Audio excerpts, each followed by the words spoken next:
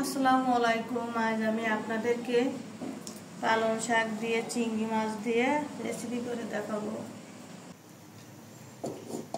কড়াই গরম হয়ে গেছে, তেল দিয়ে নেব।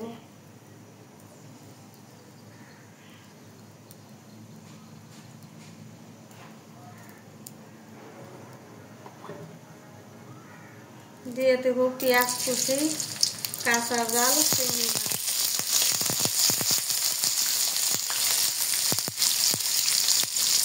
দিয়ে দেব লবণ,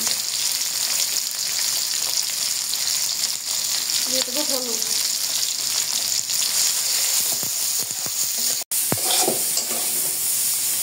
বাকি মশলা দিয়ে দেব। দিয়ে দেব জিরে বাটা 1.5 চামচ, রসুন বাটা 1 চামচ,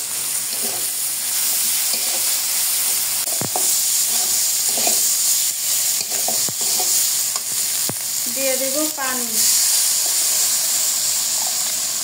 বেশি পানি দেব না, পালং শাকে এমনি পানি গলে। মশলা পানিতে জাল উঠে গেছে, দিয়ে দেব আলু, পালং শাক। এখানে আমি শীষ পালং নিয়েছি, মানে যে পালং শাকে ডাটা হয়ে যায় ওইটা।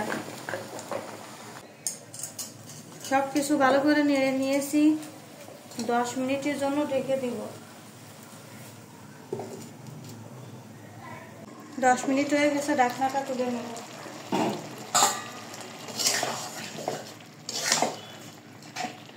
হয়ে গেছে চিংড়ি মাছ দিয়ে পালং শাক রান্না। এখন আমি নামিয়ে নেব। আমার ভিডিওটা ফেসবুকতে যারা দেখছেন লাইক কমেন্ট শেয়ার করবেন, আর ইউটিউবতে দেখছেন চ্যানেলটিকে সাবস্ক্রাইব করে পাশে থাকবেন। আল্লাহ হাফেজ।